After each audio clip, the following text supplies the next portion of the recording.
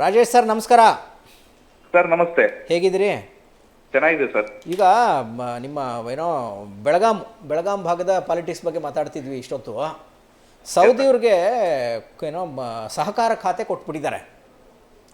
ಆ ಸಹಕಾರ ಏನೋ ಇಲಾಖೆಯಲ್ಲಿ ಅಲ್ಲಿ ಆ ಸಹಕಾರಿ ಪಾಲಿಟಿಕ್ಸ್ ಇದೆಯಲ್ಲ ನಿಮ್ಮ ಭಾಗದಲ್ಲಿ, ಅಲ್ಲಿ ಒಂದು ಕಡೆ ಜೊಲ್ಲೆ ಫ್ಯಾಮಿಲಿ, ಇನ್ನೊಂದು ಕಡೆ ಏನೋ ಸೌದಿ ಫ್ಯಾಮಿಲಿ, ಮತ್ತೊಂದು ಕಡೆ ಜಾರಕಿಹೊಳಿ ಅವ್ರ ಫ್ಯಾಮಿಲಿ, ಮತ್ತೊಂದು ಕಡೆ ಕತ್ತಿ ಫ್ಯಾಮಿಲಿ, ಹೀಗೆ ಕುಟುಂಬಗಳ ಪಾಲಿಟಿಕ್ಸು ತೀವ್ರವಾಗಿದೆ. ಆಮೇಲೆ ಈ ಎಲ್ಲ ಕುಟುಂಬ ರಾಜಕಾರಣದ ಹಿಂದೆ ಏನೋ ಸಹಕಾರಿ ಸಂಸ್ಥೆಗಳ ಒಂದು ಪಾರಮ್ಯ ಕೂಡ ಇದೆ. ಈ ಹಿನ್ನೆಲೆಯಲ್ಲಿ ಸೌದಿಯವರಿಗೆ ಸಹಕಾರಿ ಖಾತೆ ಕೊಟ್ಟಿರೋದು ಜಾರಕಿಹೊಳಿ ಮತ್ತು ಇವ್ರ ಮಧ್ಯೆ ಏನಾರ ಒಂದು ಟಗ್ ಆಫ್ ವಾರ್ಗೆ ಏನೋ ಕಾರಣ ಆಗ್ಬೋದಾ ಅಂತ. ಸರ್ ಏನಂತಂದ್ರೆ ಈ ಲಕ್ಷ್ಮಣ್ ಸವದಿ ಮೂಲತಃ ಎಂತಂದ್ರೆ ಇವು ಸಹಕಾರದಿಂದನೇ ರಾಜಕೀಯ ರಂಗಕ್ಕೆ ಬಂದಿರತಕ್ಕಂಥದ್ದು. ಹಾಗಾಗಿ ಸಹಕಾರ ರಂಗದನ್ನೇ ಅವರು ಗುರುತಿಸ್ಕೊಂಡಿರೋದು. ಯಾಕಂದ್ರೆ ಅವ್ರ ಮೂಲತಃ ಅವ್ರ ತಂದೆಯೂ ಕೂಡ ಸಹಕಾರ ಕ್ಷೇತ್ರದಲ್ಲೇ ಬಂದಿರತಕ್ಕಂಥದ್ದು. ಹಾಗಾಗಿ ಆ ಸಹಕಾರ ಕ್ಷೇತ್ರದಿಂದೇ ಇವರು ರಾಜಕೀಯಕ್ಕೆ ಬಂದು ತಮ್ಮ ನೆಲೆಯನ್ನ ಕಂಡುಕೊಂಡಿದ್ದಾರೆ. ಹೀಗಾಗಿ ಸಹಕಾರ ಈ ಹಿಂದೆ ಬಿಜೆಪಿ ಸರ್ಕಾರದಲ್ಲೂ ಕೂಡ ಇವರಿಗೆ ಸಹಕಾರ ಖಾತೆಯನ್ನ ನೀಡಿದ್ರು. ಅಲ್ಲದೆ ಮತ್ತೆ ಈಗ ಸದ್ಯ ಅವರಿಗೆ ಈಗ ಸಹಕಾರ ಖಾತೆ ಕೊಟ್ಟಿರ್ತಕ್ಕಂಥದ್ದು ಅವರಿಗೆ ಒಂದು ರೀತಿಯಲ್ಲಿ ಬಲ ತುಂಬಿದಂತ ಹೇಳ್ಬೋದು. ಯಾಕಂದ್ರೆ ಈ ಬೆಳಗಾವಿ ಭಾಗದಲ್ಲಿ ಪ್ರತಿಯೊಬ್ಬ ರಾಜಕಾರಣಿ ಕೂಡ ಸಹಕಾರದಿಂದನೇ ಮೇಲೆ ಬಂದಿರತಕ್ಕಂಥದ್ದು. ಹೀಗಾಗಿ ಸಹಕಾರದಲ್ಲಿ ಅಂದ್ರೆ ಆ ಸ್ಥಳೀಯ ಮಟ್ಟವಾಗಿ ಸಹಕಾರ ಅಂದ್ರೆ ಅಲ್ಲಿ ಅವ್ರ ತಳ ಬೇರ್ಬೇಕಂತಂದ್ರೆ ಸಹಕಾರ ಇಲಾಖೆ ಬಹಳ ಅವ್ರಿಗೆ ತುಂಬಾ ಇದಾಗುತ್ತೆ. ಹೀಗಾಗಿ ಅವರು DCC ಬ್ಯಾಂಕಿನ ನಿರ್ದೇಶಕರು ಕೂಡ ಆಗಿದ್ದಾರೆ. ಯಾಕಂದ್ರೆ ಕಳೆದ ಏನು ಒಂದು 10 ವರ್ಷದ ಹಿಂದೆನೂ ಕೂಡ DCC ಬ್ಯಾಂಕ್ನ ಅಧ್ಯಕ್ಷರಾಗಿದ್ರು. ಅಲ್ಲದೆ ಸಾಕಷ್ಟು DCC ಬ್ಯಾಂಕ್ನ ನೇತೃತ್ವದಲ್ಲಿ ಕೂಡ ಅವರು ಭಾಗವಹಿಸಿದ್ರು. ಆಮೇಲೆ ಹಿಂದೆ ರಮೇಶ್ ಕತ್ತಿ ಅವರು ಅಧ್ಯಕ್ಷರಾದಂತ ಸಂದರ್ಭದಲ್ಲಿ ಕೂಡ ಇವರು ಸಾಕಷ್ಟು ಅವ್ರ ಬೆನ್ನೆಲುಬಿಗೆ ನಿಂತು ಅವ್ರನ್ನ ಅಧ್ಯಕ್ಷರನ್ನ ಮಾಡಿದ್ರು. ಹೀಗಾಗಿ ಮೊನ್ನೆ ಕೂಡ ಅಧ್ಯಕ್ಷ ಆಗುವಂತ ಸಂದರ್ಭದಲ್ಲಿ ಕೂಡ ಎಲ್ಲೋ ಸಣ್ಣ ಪ್ರಮಾಣದಲ್ಲಿ ಕೈ ತಪ್ಪುತ್ತಾದ್ರೆ. ಅಲ್ಲದೆ ಅಪೆಕ್ಸ್ ಬ್ಯಾಂಕ್ಗೂ ಕೂಡ ಇವರು ಪ್ರಯತ್ನ ಪಟ್ಟಿದ್ರು, ಆದ್ರೆ ಅದು ಯಾವುದೋ ರೀತಿ ಆಗಿರ್ಲಿಲ್ಲ. ಆದ್ರೆ ಈ ಹಿನ್ನೆಲೆಯಲ್ಲಿ ಅವರು DK ಶಿವಕುಮಾರ್ ಅವರಿಗೊಂದು ಮನವಿಯನ್ನು ಕೂಡ ಮಾಡ್ಕೊಂಡಿದ್ರು. ನನಗೆ ಮಂತ್ರಿ ಸ್ಥಾನ ಕೊಡೋದಾದ್ರೆ ಸಹಕಾರ ಖಾತೆಯನ್ನ ನೀವು ನೀಡಬೇಕು ಅನ್ನೋ ನಿಟ್ಟಿನಲ್ಲಿ ಒಂದು ಮಾತನ್ನ ಹೇಳಿದ್ರು. ಈಗಾಗಲೇ ಆ ಮಾತನ್ನ ಈಗ ಸದ್ಯ DK ಶಿವಕುಮಾರ್ ಕೂಡ ಈಡೇರಿಸಿದ್ದಾರೆ ಸರ್. ಅಲ್ಲ, ಈಗ ಜಾರಕಿಹೊಳಿ ಫ್ಯಾಮಿಲಿಗೂ ಇವ್ರಿಗೂ ಒಂದು ಪಾಲಿಟಿಕ್ಸಲ್ಲಿ ಒಂದು ಸಣ್ಣ ಏನೋ ಕೋಲ್ಡ್ ವಾರ್ ಇದೆ ಅಂತ ಸುದ್ದಿ. ಅದು ಆ ಕೋಲ್ಡ್ ವಾರ್ ಜಾಸ್ತಿ ಆಗ್ಬೋದಾ ಹೇಗೆ ಅಂತ? ಸರ್ ಸದ್ಯ ಈಗ ಏನಂತಂದ್ರೆ ಕೋಲ್ಡ್ ವಾರ್ ಇರುವಂತೂ ನಿಜ. ಆದ್ರೆ ಯಾಕಂದ್ರೆ ಈಗಾಗಲೇ ಸೌದಿಯವರು ಚುನಾವಣೆಯಲ್ಲಿ ಸ್ಪರ್ಧೆ ಮಾಡುವಂತ ಸಂದರ್ಭದಲ್ಲಿ ಅವ್ರನ್ನ ಸೋಲಿಸ್ಬೇಕು ಅನ್ನೋ ನಿಟ್ಟಿನಲ್ಲಿ ಸಾಕಷ್ಟು ಪ್ರಯತ್ನಗಳು ಆಗಿದ್ರು. ಆದ್ರೆ ರಾಜ್ಯದಲ್ಲೇ 2ನೇ ಅತಿ ಹೆಚ್ಚು ಅಂತರದಿಂದನೂ ಕೂಡ ಗೆದ್ದು ಬಂದಿದ್ರು. ಯಾಕಂತಂದ್ರೆ ಬಿಜೆಪಿಯಿಂದ ಅವ್ರಿಗೆ ಟಿಕೆಟ್ ಸಿಕ್ಕಿರಲಿಲ್ಲ. ಆದ್ರೆ ಕಾಂಗ್ರೆಸ್ ಬಂದ ಸಂದರ್ಭದಲ್ಲಿ ಇವರು ಮುಂದಾದ್ರೆ ನಮಗೆ ಮುಳು ಹಾಗೆ ಆಗ್ತಾರ ನಿಟ್ಟಿನಲ್ಲಿ ಅವ್ರನ್ನ ಸೋಲಿಸಲಿಕ್ಕೆ ಸಾಕಷ್ಟು ನಾನಾ ರೀತಿ ಪ್ರಯತ್ನ ಪಟ್ಟಿದ್ರು. ಆದ್ರೆ ಅದಕ್ಕೆ ಯಾವುದಕ್ಕೂ ಆಗ್ಲಿಲ್ಲ. ಅತಿನಿ ಜನ ಇವ್ರನ್ನ ಕೈ ಹಿಡಿದು ಮತ್ತೊಮ್ಮೆ ಆರಿಸಿ ತಂದ್ರು. ಅಲ್ಲದೆ ಈಗ ಮಂತ್ರಿ ಆಗುವಂತ ಸಂದರ್ಭದಲ್ಲಿ ಸಾಕಷ್ಟು ಏನಂತಂದ್ರೆ ಏನು ಈಗಿರುವಂತ ಸತೀಶ್ ಜಾರಕಿಹೊಳಿ ಕೂಡ ಏನು ಅಂತಂದ್ರೆ ಹೈಕಮಾಂಡ್ ಮಟ್ಟದಲ್ಲಿ ಅವ್ರಿಗೆ ಸಚಿವ ಸ್ಥಾನ ನೀಡಲೇಬಾರುವ ನಿಟ್ಟಿನಲ್ಲಿ ಹೋಗಿ ಹೈಕಮಾಂಡ್ ಮುಂದೆ ಏನೋ ಒಂದು ಮಾತನ್ನ ಹೇಳಿದ್ರು. ಆದ್ರೆ ಈಗಾಗಲೇ ಅವರು ಕಾಂಗ್ರೆಸ್ಗೆ ಬರುವಂತ ಸಂದರ್ಭದಲ್ಲಿ ಕೂಡ ಒಂದು ಮಾತನ್ನ ಕೊಟ್ಟಿದ್ರು.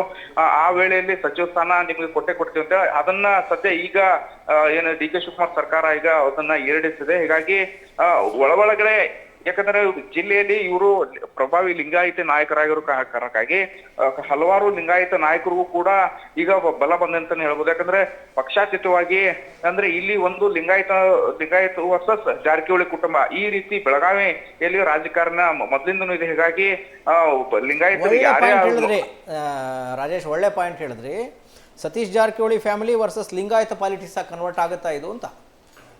ಖಂಡಿತ ಸರ್. ಯಾಕಂದ್ರೆ ಹಿಂದೂ ಕೂಡ ಅದೇ ರೀತಿ. ಯಾಕಂದ್ರೆ ಲಿಂಗಾಯತ ನಾಯಕರು ಯಾವುದೇ ಪಕ್ಷದಲ್ಲಿ ಇದ್ರೂ ಕೂಡ ತಾವು ಒಗ್ಗಟ್ಟನ್ನ ಪ್ರದರ್ಶಿಸುತ್ತಾರೆ. ಯಾಕಂತಂದ್ರೆ ಈ ಜಾರಕಿಹೊಳಿ ಕುಟುಂಬ ವಿರುದ್ಧ ಏನಾದ್ರೂ ಒಂದು ಇದನ್ನ ಮಾಡ್ಬೇಕಂದ್ರೆ ಲಿಂಗಾಯತ ನಾಯಕರು ಒಂದಾಗಲೇಬೇಕು ಅನ್ನೋ ನಿಟ್ಟಿನಲ್ಲಿ ಪ್ರಭಾಕರ್ ಕೋರೆ ಅವ್ರ ನೇತೃತ್ವದಲ್ಲಿ ಕೂಡ ಒಂದು ಏನು ಲಿಂಗಾಯತ ನಾಯಕರ ಏನು ಅವರು ಒಂದು ಮೀಟಿಂಗ್ ಮಾಡ್ತಾರೆ. ಆ ಹಿನ್ನೆಲೆಯಲ್ಲಿ ಪಕ್ಷಾತೀತವಾಗಿ ಲಿಂಗಾಯತ ನಾಯಕರು ಎಲ್ಲರೂ ಕೂಡ ಇರ್ತಾರೆ. ಬಾಗಲಕೋಟೆ ಆಗಿರ್ಬೋದು, ಬಿಜಾಪುರ ಆಗಿರ್ಬೋದು, ಬೆಳಗಾವಿ, ಚಿಕ್ಕೋಡಿ, ಧಾರವಾಡ ಈ ಸುತ್ತಮುತ್ತಲ ಎಲ್ಲಾ ಜಿಲ್ಲೆಯ ಪ್ರಮುಖ ಲಿಂಗಾಯತ ನಾಯಕರು ಒಂದಾಗ್ತಾರೆ ಅಂತಾನೆ ಹೇಳ್ಬೋದು ಸರ್. ಈಗ ಲಕ್ಷ್ಮೀ ಹೆಬ್ಬಾಳ್ಕರ್ ಅವರು ಜಾರಕಿಹೊಳಿ ಪಾಳ್ಯಕ್ಕೆ ಸೇರ್ಕೊಂಡಿದಾರಲ್ಲ, ಇವ್ರ ಜೊತೆ ಹೇಗಿದ್ದಾರೆ? ಸೌದಿ ಜೊತೆ ಹೇಗಿದ್ದಾರೆ ಹೆಬ್ಬಾಳ್ಕರ್ ಫ್ಯಾಮಿಲಿ? ಸರ್ ಈಗ ಅವರು ಏನಂತಂದ್ರೆ ಏನು ಲಕ್ಷ್ಮಣ್ ಸವದಿ ಅವರು ಕಾಂಗ್ರೆಸ್ಗೆ ಬರ್ಲಿಕ್ಕೆ ಮೂಲ ಕಾರಣನೇ ಲಕ್ಷ್ಮೀ ಹೆಬ್ಬಾಳ್ಕರ್. ಯಾಕಂತಂದ್ರೆ ಇವರಿಗೆ ಟಿಕೆಟ್ ನೀಡಲಂತ ಸಂದರ್ಭದಲ್ಲಿ ಖುದ್ದಾಗಿ ಇವರೇ ಅವ್ರನ್ನ ಕಾಲ್ ಮಾಡಿ ಅವ್ರಿಗೆ ಮಾತಾಡಿಸಿ ಅವ್ರನ್ನ ಬೆಳಗಿನ ಜಾವ ಅವರ ತಮ್ಮದೇ ಆದ ವಿಶೇಷ ಫ್ಲೈಟ್ ನಲ್ಲಿ ಕರ್ಕೊಂಡು ಹೋಗಿ ಕಾಂಗ್ರೆಸ್ಗೆ ಸೇರ್ಪಡೆ ಮಾಡುವಲ್ಲಿ ಪ್ರಮುಖ ಪಾತ್ರವನ್ನ ಲಕ್ಷ್ಮೀ ಹೆಬ್ಬಾಳ್ಕರ್ ಹಾಗೂ ಚಂದ್ರರಾಜ್ ಶೆಟ್ಟಿಗಳು ವಹಿಸಿಕೊಂಡಿದ್ರು. ಈ ನಿಟ್ಟಿನಲ್ಲಿ ಕುಟುಂಬಕ್ಕೆ ಆಪೋಸಿಟ್ ಒಬ್ಬ ಇರ್ಲಿ ಅಂತಾನ ಹಲೋ ಜಾರಕಿಹೊಳಿ ಫ್ಯಾಮಿಲಿಗೆ ಟಕ್ಕರ್ ಕೊಡುವ ಮತ್ತೊಬ್ಬ ಲಿಂಗಾಯತ ಕಾಂಗ್ರೆಸ್ ಅಲ್ಲಿ ಇರ್ಲಿ ಅಂತ ಕರ್ಕೊಂಡ್ ಬಂದಿದ್ರ ಹೇಗೆ ಪರ್ಪಸ್ ಅಲ್ಲಿ ಕರ್ಕೊಂಡ್ ಬಂದ್ರು ಲಕ್ಷ್ಮೀ ಅವರು ಸೌದಿ ಅವ್ರನ್ನ ಮಾತಾಡಿ ಎಸ್ ಸರ್ ಯಾಕಂತಂದ್ರೆ ಚಿಕ್ಕೋಡಿ ಭಾಗದಲ್ಲಿ ಪ್ರಮುಖ ಲಿಂಗಾಯತ್ ಲೀಡರ್ ಅಂತಂದ್ರೆ ಪ್ರಕಾಶ್ ಹುಕ್ಕೇರಿ ಅವರು ಇದ್ರು. ಆದ್ರೆ ಅವ್ರನ್ನ ಕ್ರಮೇಣವಾಗಿ ಸೈಡ್ ಲೈನ್ ಮಾಡ್ಲಾಗಿತ್ತು. ಹಿಂಗಾಗಿ ನಂತರ ರಮೇಶ್ ಕತ್ತಿ ಅವರು ಇದ್ರು. ಆಮೇಲೆ ಇವರೆಲ್ಲರೂ ಕೂಡ ಸೈಡ್ ಲೈನ್ ಆಗಂತ ಸಂದರ್ಭದಲ್ಲಿ ಇವರನ್ನ ಏನಂತಂದ್ರೆ ಕಾಂಗ್ರೆಸ್ಗೆ ಸೇರ್ಪಡೆ ಆದ್ರೆ ಚಿಕ್ಕೋಡಿ ಭಾಗದಲ್ಲಿ ಆಗಿರ್ಬೋದು, ಬಾಗಲಕೋಟೆ, ಬಿಜಾಪುರ ಭಾಗದಾಗಿರ್ಬೋದು, ತಮ್ಮ ಲಿಂಗಾಯತ ಲೀಡರ್ಗಳ ಮೇಲೆ ಅಲ್ಲಿನ ಮತ ಬ್ಯಾಂಕ್ ಅನ್ನ ನಾವು ಗಟ್ಟಿ ಪಡಿಸ್ಕೊಳ್ಬಹುದು ನಿಟ್ಟಿನಲ್ಲಿ ಆ ಸಂದರ್ಭದಲ್ಲಿ ಇವ್ರನ್ನ ಲಕ್ಷ್ಮಣ್ ಸವದಿ ಅವ್ರನ್ನ ಕರ್ಕೊಂಡ್ ಬಂದಿದ್ದಾರೆ ಅಂತ ಹೇಳ್ಬೋದು ಸರ್. ಕೇಳಿ ಅಲ್ಲಲ್ಲ, ಆದರೆ ಈಗ ಲಿಂಗಾಯತ ಲೀಡರ್ ಆಗಿರ್ತಕ್ಕಂಥ ಲಕ್ಷ್ಮೀ ಹೆಬ್ಬಾಳ್ಕರ್ ಅವರು ಈಗ ಈ ಲಿಂಗಾಯತ ಪಾಳ್ಯದಲ್ಲಿಲ್ಲಲ್ಲ, ಅದನ್ನ ಹೇಗೆ ಹೇಳ್ತೀರಾ ಅಂತ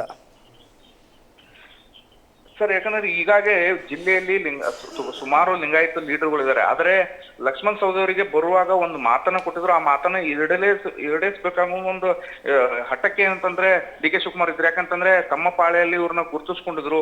ಕಳೆದ ಸಿದ್ದರಾಮಯ್ಯ ಸರ್ಕಾರದಲ್ಲಿ ಇದ್ದಾಗಂತ ಸಂದರ್ಭದಲ್ಲಿ ಕೂಡ ಅವರಿಗೆ ಸಚಿವ ಸ್ಥಾನ ತಪ್ಪಿತ್ತು. ಆದ್ರೆ ಮುಂದೆ ಬರುವಂತ ಸಂಪುಟ ವಿಸ್ತರಣೆ ಆಗಿರ್ಬೋದು ಅಂತ ಸಂದರ್ಭದಲ್ಲಿ ಅವ್ರಿಗೆ ಮಾತಿನ ಇದು ಯಾವಾಗ ಸಂಪುಟ ವಿಸ್ತರಣೆ ಆಗುತ್ತೆ ಆ ಸಂದರ್ಭದಲ್ಲಿ ನಿಮಗೆ ಏನು ಸಚಿವ ಸ್ಥಾನ ನೀಡ್ತೇವೆ ಒಂದು ಮಾತನ್ನ ಹೈಕಮಾಂಡ್ ಕೂಡ ಹೇಳಿತ್ತು. ಹಾಗಾಗಿ ಈ ನಿಟ್ಟಿನಲ್ಲಿ ಲಿಂಗಾಯತ ಲೀಡರ್ ಆದ್ರೂ ಕೂಡ ಅವರಿಗೆ ಒಂದು ಸಚಿವ ಸ್ಥಾನವನ್ನ ನೀಡಿದ್ದಾರೆ ಅಂತ ಹೇಳ್ಬೋದು sir. Yes, thank you Rajesh. Sir, interested ಅದೇ ಬೆಳಗಾವಿ ಪಾಲಿಟಿಕ್ಸ್ನ ಏನೋ ಅಲ್ಲಿ ಮತ್ತಷ್ಟು ರಂಗ ಇರುತ್ತೆ ಅಂತ ಅನಿಸ್ತಾ ಇದೆ.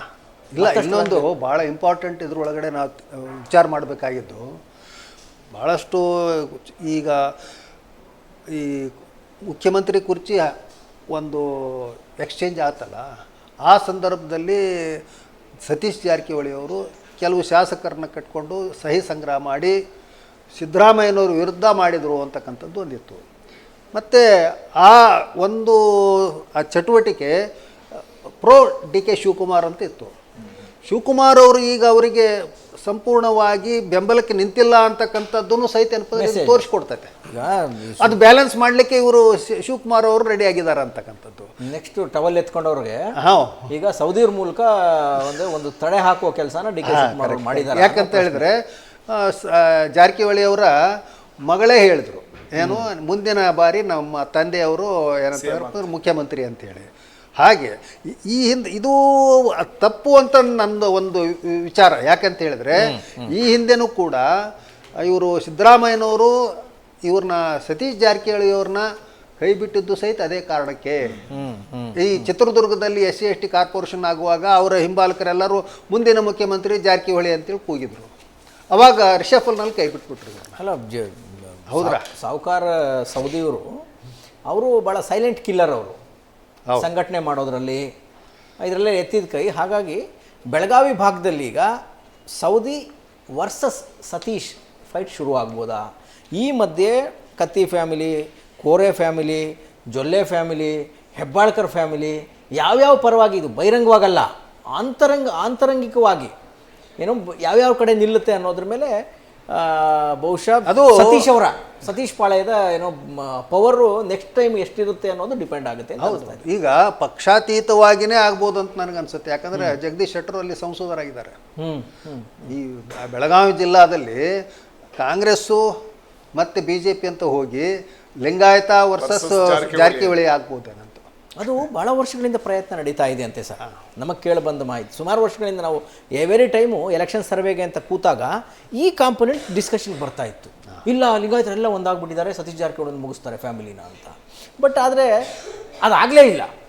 ಎಗೈನ್ ಏನು ಇವ್ರ ಸ್ಟ್ರೆಂತ್ ಏನು ಅಂತ ಹೇಳಿದ್ರೆ ಅದು ಆಗ್ಲಿಕ್ಕೆ ಸಾಧ್ಯನೂ ಇಲ್ಲ. ಯಾಕಂದ್ರೆ ಲೋವರ್ ದಿ ಸ್ಟೇಟ್ ಅಲ್ಲಿ ಒಂದೇ ಅಲ್ಲ ನಾನು ಹೇಳೋದು. ಯಾರೋ ಲಿಂಗಾಯತರು ಒಂದ್ ಕಡೆ ಸೇರಿ ಬಿಡ್ತಾರೆ, ಇಲ್ಲಿ ಯಾವುದೋ ಹಳೆ ಮೈಸೂರಲ್ಲಿ ಒಕ್ಕಲಿಗರು ಒಂದ್ ಕಡೆ ಸೇರಿ ಬಿಡ್ತಾರೆ, ದಲಿತರೆಲ್ಲ ಸೇರಿ 50 ಸೀಟು ಒಂದೇ ಸತಿ ಎಲ್ಲೋ ಒಂದೇ, ಹಂಗಾಗಲ್ಲ. ಅದು ಸಾಧ್ಯನೇ ಇಲ್ಲ. ಇದು ಸೋಷಿಯಲ್ ಈ ಒಂದು ಇದ್ರೊಳಗಡೆ ಏನಪ್ಪ ಅಂದ್ರೆ ಸಿಸ್ಟಮ್ನಲ್ಲಿ ಸೆಟಪ್ನಲ್ಲಿ ಆ ಥರ ಆಗಲ್ಲ. ಅದನ್ನು ಆಗಬೇಕಾಯ್ತು ಅಂತ ಹೇಳಿದ್ರೆ ಅಲ್ಲಿ ಸಮಗ್ರವಾಗಿ ಏನಂತ ಹೇಳಿದ್ರೆ ಎಲ್ಲರಿಗೂ ಲೀಡರ್ಶಿಪ್ ಕೊಡೋರು ಸಿಕ್ಕರೆ ಮಾತ್ರ ಅಲ್ಲಿ ಏನಪ್ಪ ಅಂದ್ರೆ ಸಿಗುತ್ತೆ. ಅಲ್ಲ, ಅದು ಆಗ್ಲೂಬಾರ್ದು. ಅದು ಆಗಲ್ಬಾರ್ದು, ಕರೆಕ್ಟ್. ಅದು ಆಗೋದು ಅದು ಪ್ರಜಾತಂತ್ರಕ್ಕೆ ಮಾರಕ. ಈಗ ಯಾರೋ ಒಬ್ಬರು ಲೀಡರ್ನ ನೀವು ಒಂದು ಜಾತಿ ಕಾರಣಕ್ಕೆ ಎಲ್ಲ ಬೇರೆಯವರೆಲ್ಲ ಸೇರಿ ಪೋಲರೈಸ್ ಆಗಿ ಅವನನ್ನು ಮುಗಿಸಕ್ಕೆ ಹೊರಡ್ತೀವಿ ಅಂತ ಅನ್ನೋದಿಲ್ಲ. ಅದು ಪ್ರಜಾತಂತ್ರದ ಆರೋಗ್ಯಕರ ಲಕ್ಷಣ ಅಲ್ಲ ಅದು. ಅಲ್ಲ. ಆಮೇಲೆ ಅಷ್ಟು ಸುಲಭವಾಗಿ ನೀವು ಲಿಬರಲ್ ಆಗದೇ ಇದ್ರೆ, ನಿಮ್ಮ ಮನಸ್ಸಲ್ಲಿ ಮತೀಯತೆ ತುಂಬ್ಕೊಂಡ್ಬಿಟ್ಟಿದ್ರೆ, ಜಾತೀಯತೆ ತುಂಬ್ಕೊಂಡಿದ್ರೆ ಅಷ್ಟು ಗೆಲ್ಲಕ್ಕೆ ಸಾಧ್ಯ ಆಗಲ್ಲ. ಲಿಬರಲ್ ಯೂನಿವರ್ಸಲ್ ಲೀಡರ್ ಆಗಿ ಬೆಳೆಯೋಕ್ಕೆ ಅದರದೇ ಆದ ಬೇರೆ ಬೇರೆ ಗುಣಗಳಿರುತ್ತೆ. ಆ ಗುಣ ಇರೋನು ಮಾತ್ರ ಲೀಡರ್ ಆಗಕ್ಕೆ ಸಾಧ್ಯ. ಅಲ್ಲ, ಈಗ ಅಲ್ಲೂ ಸಹಿತ ಇದ್ರ ಜೊತೆಗೆ ಏನು ಜಾರಕಿಹೊಳಿಯವರು ಅದನ್ನು ಮೀರಿ ಬೆಳೀತಾ ಇಲ್ಲ. ಅಂದರೆ OBC ಮೀರಿ ಬೆಳೀತಾ ಇಲ್ಲ. ಇವರು ಲಿಂಗಾಯತ್ ಪಾಲಿಟಿಕ್ಸ್ ಮೀರಿ ಇವ್ರು ಬೆಳೀತಾ ಇಲ್ಲ. ಇದನ್ನು ಆ ಮಿತಿಗಳನ್ನು ನಾವು ಗುರುತಿಸ್ಬೇಕಿಲ್ಲ.